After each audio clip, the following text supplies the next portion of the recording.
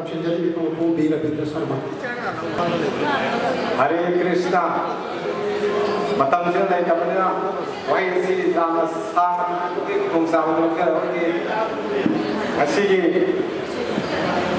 अनीसुबह श्रद्धांजलि सेवा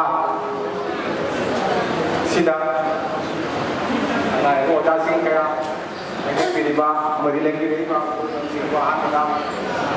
खुरुमजरी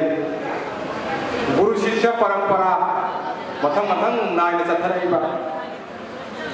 सदबी असि थक्सी खासी भक्ति प्रेम रस पुनमगसी लैरिबा पक्तब स्टोपसिंग थमोइदा नौना चिंछनबिरे हारगा ममांगेना सदरबसिंग अदु कायदना अमदि जुमदा जुम्बुरेबी अमसुंग जुम्बुरेबा लैबिरिबसिंग अदुना इचाइसु पुनमको थक्सी खासी वंगांग संगांग पुनमगसी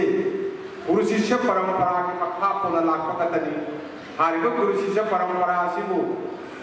मतम सांग लिसांग सिद्धा चतपा ngamba हाइबगी चदलो चदसी तुंगुसु लेहौनबगी दमुक्ता ओजासिंग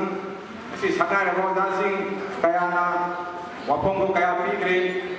नत संकीर्तनगी लंबी असिदा लेरिबा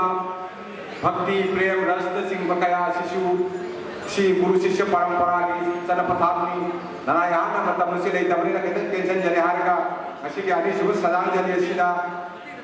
भाई ब्राह्मण लेबिरक्पा अमदि श्रद्धांजलि के थरुंबु हजे मपुंग भानब होनबिबा सिगिदमक्ता मतांग असिदा नारायण को फमसी लोइसन जरगे हरे कृष्ण।